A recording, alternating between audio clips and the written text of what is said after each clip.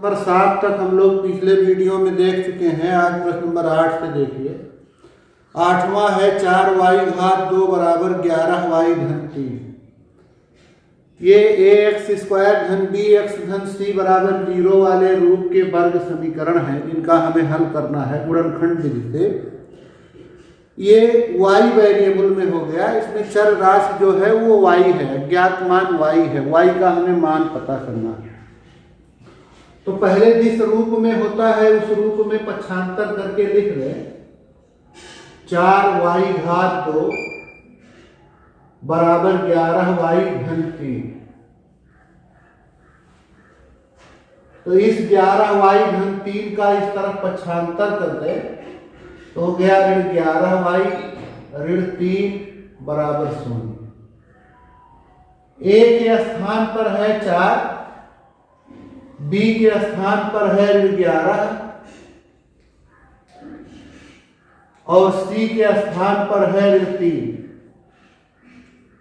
ax घात 2 धन bx धन c, या y में है तो ay घात 2 धन by धन c बराबर 0 से कंपेरिजन करना था, तुलना करनी थी। तो a गुणे c पहले निकालेंगे, 4 गुणे ऋण 3, ये हो गया ऋण 12। इस ऋण 12 को ऐसे दो भागों में बांट देना है जिन दोनों भागों का गुणा करने पर ऋण 12 आ जाए और उन दोनों भागों को जोड़ देने पर ऋण 11 आ जाए। ऐसे दो पार्ट इसके करें। तो जैसे इसके बहुत से भाग हो सकते, एक हो जाए 12 और ऋण 1, एक हो जाए ऋण 12 और 1, 4 और ऋण 3, ऋण 3 और 4, ऋण 4 और 3, तो ऐसे बहुत से भाग। तो इसमें जब हम लोग ये करेंगे ऋण 12 और धन 1, तो इन दोनों भागों का गुणा करने पर हो जाएगा ऋण 12 और इन्हें जोड़ देने पर आ जाएगा ऋण 11।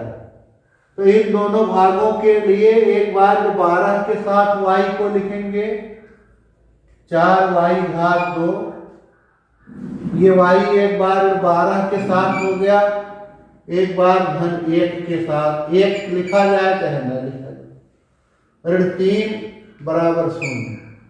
पहले दूसरे को एक कोष्ठक में समूह बना रहे, समूह बना के गुणनखंड, तीसरे चौथे को एक कोष्ठक में।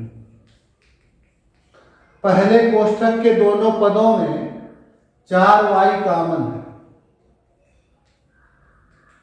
4y कॉमन ले लेंगे तो यहां हो जाएगा y ऋण, यहां बचेगा 3। इन दोनों में कुछ कॉमन नहीं दिख रहा तो 1 कॉमन लेंगे, 1 का इसके साथ भी गुणा है, इसके साथ भी गुणा है पहले से, तो ये बच जाएगा वही y ऋण 3। अब पूरे में एक इस धन के पहले है, एक धन के बाद, इस पूरे में ये y ऋण 3 कॉमन है, पूरा कोष्ठक, यहां भी है y ऋण 3 है।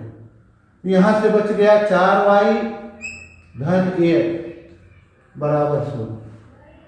जब इसे शून्य करेंगे y ऋण 3 बराबर 0, तो y बराबर आ जाएगा 3, 0 धन 3 माने 3। और जब इसे शून्य करेंगे 4y धन 1 बराबर 0, तो 4y बराबर आएगा ऋण 1, पक्षांतर करेंगे 0 ऋण 1 हो जाएगा, इसलिए y बराबर ऋण 1/4। अब इन दोनों मानों के लिए समीकरण संतुष्ट होता है या नहीं यह देख ले तो उत्तर की जांच हो जाएगी। तो बारी बारी से एक बार y बराबर 3 समीकरण के बाएं दाएं पक्ष में रखें, दोनों मान समान आना चाहिए, इसके लिए उत्तर की जांच।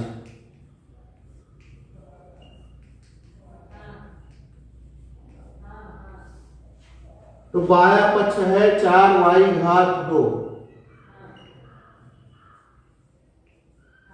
ये हो गया 4 और y, मान लो इसके लिए देख रहे हैं 3 के लिए, तो 4 गुणे 3 के घात 2, 3 के घात 2, 9 गुणे 4 36। और दाया पक्ष है 11y धन 3, तो 11y की जगह 3,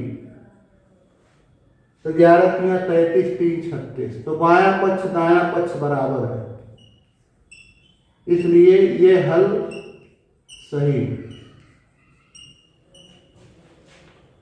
इसी तरह दूसरा मान भी देख ले हम लोग, y की जगह पर 1/4 करना, बायां पक्ष में ये हो जाएगा 4 गुणे ऋण 1/4 का वर्ग, 4 गुणे 1/16, ऋण 1/4 का वर्ग 1/16, 4 से विभाजित कर दे, 4 करने 4 4 चौक 16, ये आ गया 1/4। यहां भी रखना है y की जगह पर 1/4 धन 3, तो ये हो गया 11/4 धन 3, तो ये लिखा जाएगा ऋण 11 धन 12, भिन्न लगाना आप सीखे हैं, ऋण 11 धन 12 और 1/4, ये ऋण 11 धन 12 हो जाएगा 1/4। तो फिर से बायां पक्ष दायां पक्ष बराबर आ गया, इसलिए y का ये मान भी सही है। प्रश्न नंबर 9, 9वां देखिए, 9वां है a घात 2 धन a बराबर 90। आपकी वेरिएबल a हो गया, x में लगाए y में लगाए, अब ये a में है, चर राशि है a, तो इसको इस तरफ कर दे तो हो गया a घात 2 धन a ऋण 90 बराबर 0। अब की देखिए a के स्थान पर है a, अब की हम लोग समीकरण को इस रूप में कर रहे हैं, ये ax घात 2 धन bx धन c, इसके लिए ये हो गया है, यहां x में ना होकर के a में हो गया है,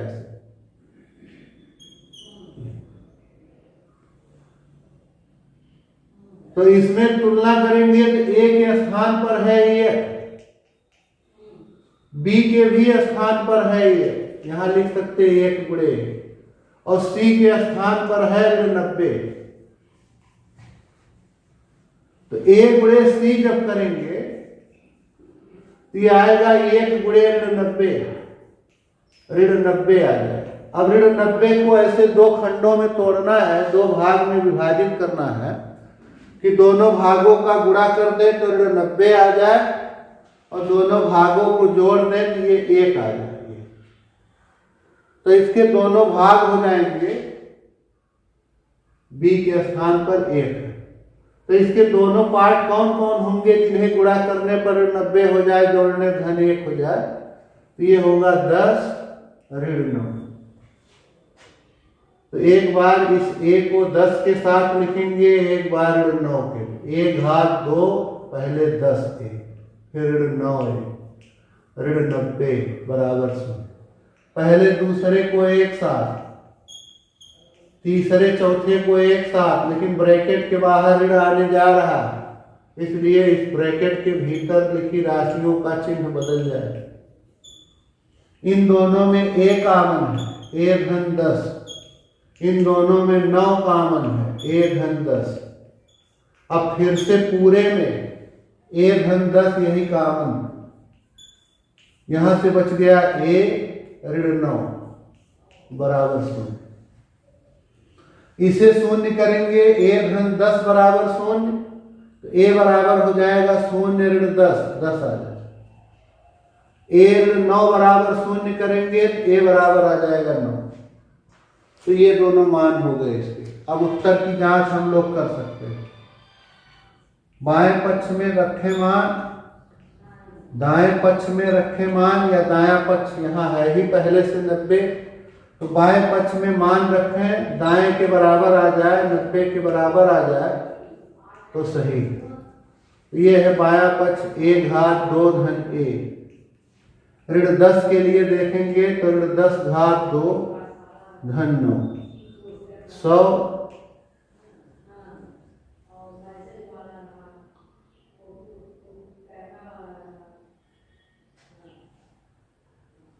नहीं, ए के स्थान पर है ऋण 10, इस ए की जगह पर ऋण 10, इस ए की जगह, इस ऋण 10 का वर्ग 100 और ये हो गया ऋण 10, आ गया 90 दायां पक्ष। और जब ए बराबर 9 के लिए देखेंगे तो फिर से आपकी ए की जगह पर 9 लिखेंगे। तो जब यहाँ ए की जगह पर 9 लिखेंगे तो ये हो जाएगा 9 का वर्ग धन 9, 81 धन 9 आ जाएगा 90।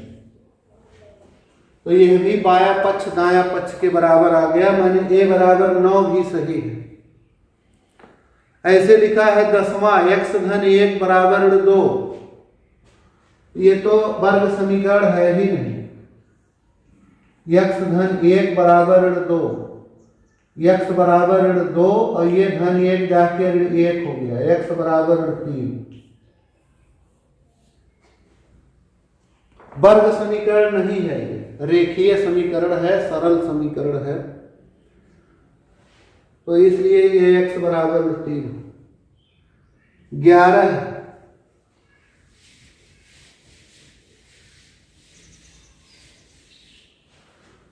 11वां है 2x घात 2 बराबर 12 ऋण 5x।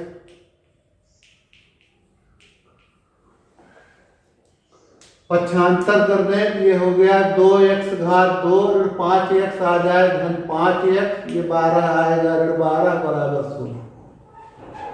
तो a के स्थान पर है 2 और c के स्थान पर है ऋण 12, गुणा करेंगे तो आएगा ऋण 24। ऋण 24 के ऐसे दो खंड करने हैं जिन्हें जोड़ने पर 5 आए, जिनका गुणा करने पे है ऋण 24 है। तो ये हो जाएगा कितना कितना करने पर दोनों खंडों का गुणा कर दे तो ऋण 24 आ जाए और जोड़ने पर 5 आ जाए। जैसे अगर इसे कोई करता है ऋण 6 और धन 4 तो गुणा करने पर तो ऋण 24 होगा, जोड़ने पर 5 नहीं। ऐसे 6 और ऋण 4 कर दे तो भी नहीं, धन 12 ले ले ऋण में 2 ले ले तब भी नहीं होगा, गुणा करने तो हो जा रहा है ऋण 24, या ऋण 12 कर दे धन 2 तब भी गुणा करने पर ऋण 24 होगा, लेकिन जोड़ने पर धन 5 नहीं। तो उसके लिए जो दोनों खंड लिए जाएंगे वो लिया जाएगा 8 और ऋण 3। तो एक बार 8 के साथ लिखेंगे x को, एक बार ऋण 3 के, ये हो गया धन 8x ऋण 3x ऋण 12 बराबर 0। इन दोनों को एक साथ कर दे एक समूह में, तीसरे चौथे को एक साथ कर दे, इसके पूर्व ऋण आ रहा है इसलिए चिन्ह बदलेगा, ये ऋण से हो गया धन, ये भी ऋण से हो गया। पहले कोष्ठक के दोनों पदों में 2x कॉमन है, यहां से बच जाएगा x और यहां से 4, इन दोनों में 3 कॉमन है तो हो गया x धन 4। फिर से पूरे में ये कोष्ठक कॉमन हो गया x धन 4, यहां से बचा 2x, यहां से 3, इसे शून्य करेंगे तो x बराबर आएगा ऋण 4, इसे शून्य करेंगे तो आएगा x बराबर 3/2। आप शून्य कर लीजिएगा, शून्य करिए पक्षांतर करिए, यही मान। उत्तर की जांच, बाएं पक्ष में मान रखें दाएं पक्ष के बराबर आ जाए, या इसमें बाएं पक्ष में भी रखें दाएं पक्ष में भी रखें। जब बाएं दाएं दोनों पक्षों में वेरिएबल होता है चर राशि तो दोनों में रखना पड़ता है, और अगर दायां पक्ष अंक में है तो उसमें नहीं रखते। ये बायां पक्ष हो गया 2x घात 2, 2 गुणे, इसके लिए चेक कर रहे हैं x की जगह पर 4 का वर्ग, तो 16 दूना 32, और दायां पक्ष ये है 12 ऋण 5x, तो 12 ऋण 5 गुणे x की जगह पर ऋण 4, 12 धन 20 ऋण 5 गुणे ऋण 4, ये आ गया 32। तो बायां पक्ष दायां पक्ष बराबर है दोनों, तो ये मान सही। इसी तरह इसको देख ले, x बराबर 3/2 यहाँ कर ले, तो ये हो गया 2 गुणे 9/4, तो आ जाएगा 9/2। यहां भी कर दे इसी x की जगह पर 3/2, तो ये हो जाएगा 12 ऋण 15/2।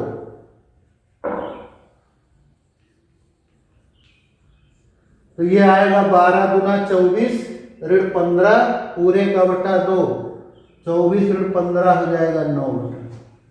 तो ये बायां पक्ष दायां पक्ष के बराबर है, इसलिए ये मान भी सत्य है। प्रश्न नंबर 12 है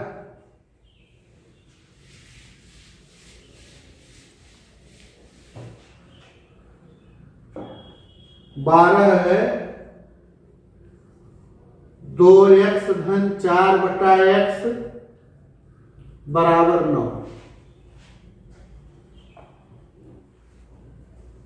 पहले इसे वर्ग समीकरण जैसा बनाना पड़ेगा।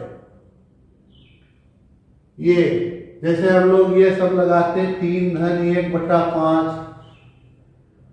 चाहे 3 का बटा 1 करके 1 और 5 का एलसीएम लेके लगाए, चाहे ऐसे ही कर लेते गुणा 5 तिया 15 और एक ये जोड़ लेते 16/5।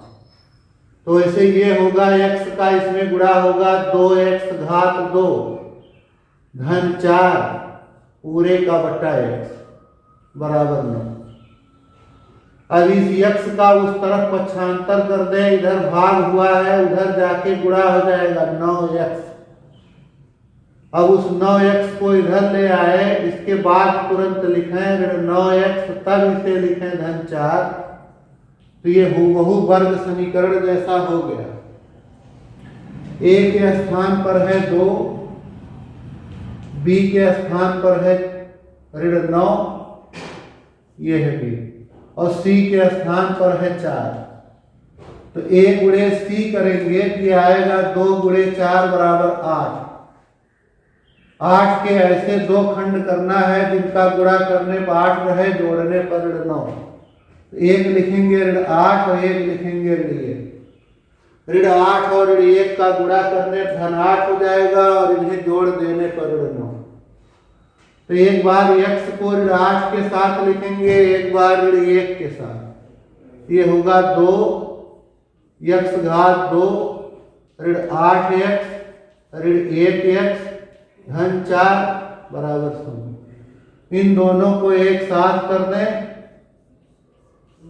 और इन्हें एक साथ कर दें। एक x का अर्थ है x, एक का गुणा करने पे x ही। कोष्ठक के बाहर ऋण आने के कारण ये चिन्ह बदल के हो गया है, ये भी बदला है, ऋण से हो गया है धन।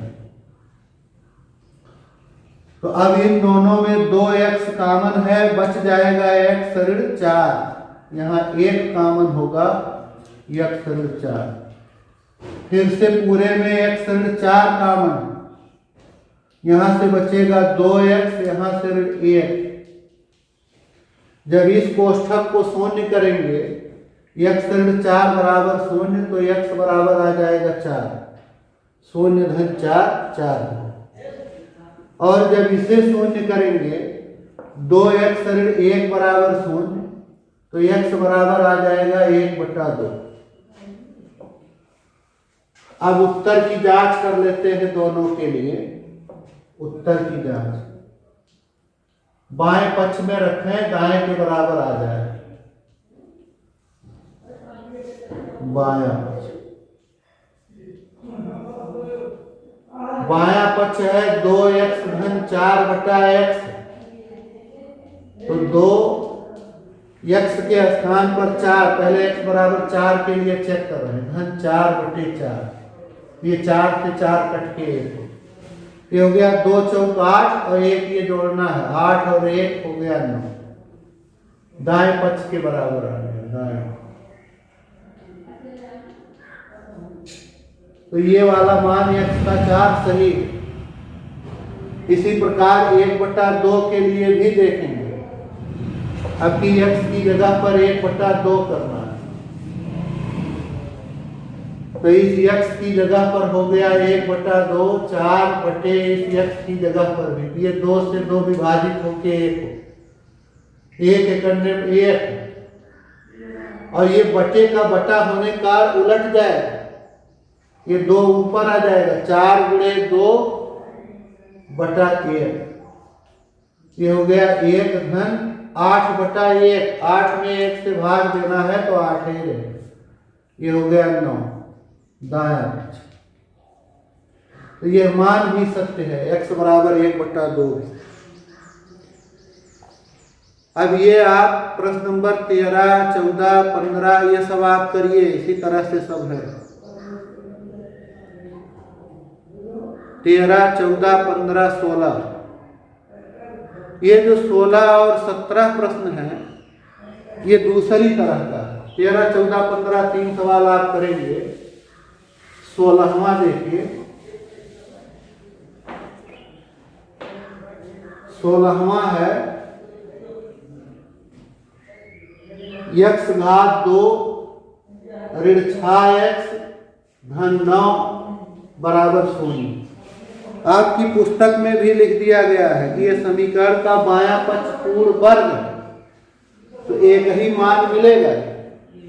अगर इसको लिख दें x घात 2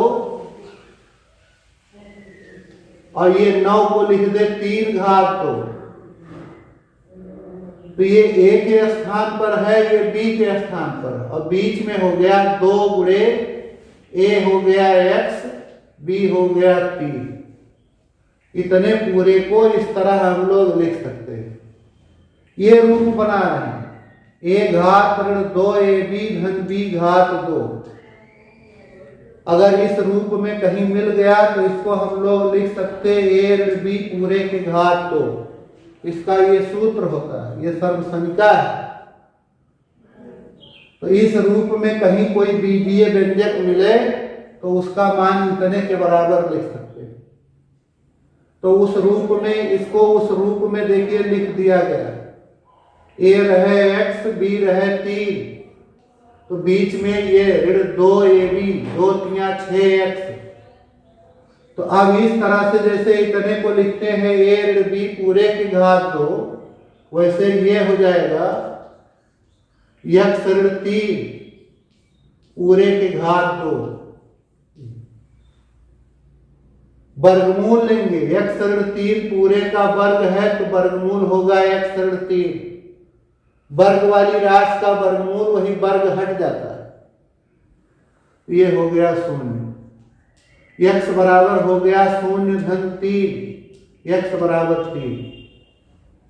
जब हमारा समीकरण वर्ग समीकरण इस प्रकार होता है कि उसका बायां पक्ष पूर्ण वर्ग के रूप में होता है, तो चर के या ज्ञात राशि के केवल एक मान मिलता है, ये x बराबर 3। अब x बराबर 3 रख लें, अगर दाएं पक्ष के बराबर आ गया तो ये सही है। तो बायां पक्ष बराबर हो गया x घात 2, x निकला है 3 घात 2, 6 गुणे x की जगह 3 धन 9, 9 ऋण 18 धन 9, तो 9 ये धन और ये धन 9 मिलके हो गया धन 18 ऋण 18, तो दायां पक्ष के बराबर आ गया। तो बायां पक्ष दायां पक्ष के बराबर है, इसलिए यह मान सत्य है। और सेम ऐसे है प्रश्न नंबर 17, इसे आप करेंगे। प्रश्न नंबर 18 भी लगा लीजिएगा। अब 19वां 20वां देखिए, ये थोड़ा दूसरी तरह से 4 घात का दिखा है। 19वां इसमें आपके बुक में हिंट में दे दिया है। ये 4 घातीय समीकरण दिख रहा है, इसको हम पहले 2 घात में बदलेंगे, वर्ग समीकरण बनाएंगे। तो इसके लिए इसको ऐसे लिख दें, x घात 2 का वर्ग ऋण 25 x घात 2 धन 144 बराबर 0। अब इस x घात 2 के लिए कोई अलग संकेत लिख देते हैं। जैसे x घात 2 को मान ले y, तो अब इस x घात 2 की जगह जब y लिखेंगे तो ये पूरा बन जाएगा y घात 2 ऋण 25। इस x घात 2 की जगह y धन 144 बराबर 0। अब ये वर्ग समीकरण हो गया चर राशि y। a के स्थान पर है 1, c के स्थान पर है 144, दोनों का गुणा करेंगे 1 गुणे 144 144 आए। इसके ऐसे दो फैक्टर करना है कि जिन्हें गुणा करने पर 144 आए, जोड़ देने पर 25। तो ये होगा ऋण 16 और ऋण 9, इनका गुणा करोगे तो धन में 144 आएगा, जोड़ देने पर 25। तो एक बार y को ऋण 16 के साथ लिखेंगे, एक बार ऋण 9 के। ये हो गया y घात 2 ऋण 16y ऋण 9y धन 144 बराबर 0। इन दोनों को एक साथ कर दे, इन दोनों को एक साथ कर दे। कोष्ठक के बाहर ऋण आ रहा, कोष्ठक के भीतर का चिन्ह बदल जाए। इन दोनों में y कॉमन हुआ, y ऋण 16। इन दोनों में 9 कॉमन तो हो गया y ऋण 16। पूरे में फिर से y ऋण 16 कॉमन है, यहाँ से बच गया y ऋण 9। ये कोष्ठक शून्य करेंगे तो y बराबर 16 आएगा, ये कोष्ठक शून्य करेंगे तो y बराबर 9। अब देखिए y खुद x घात 2 के बराबर है ये माना, तो अगर y की जगह x घात 2 लिख दे बराबर 16, तो यहाँ से x का मान हो जाएगा धन 4 या ऋण 4। वर्गमूल लेना है, x वर्ग का वर्गमूल x, 16 का वर्गमूल धन 4 या ऋण। तो x के दो मान मिल गए, अलगा दे तो एक धन 4 हो गया, एक ऋण 4। और जब ये y बराबर 9 लेंगे, फिर उसमें भी y की जगह पे x घात 2 लिख दे, तो यहाँ से x का एक मान धन 3, एक मान ऋण 3। तो इसके 4 मान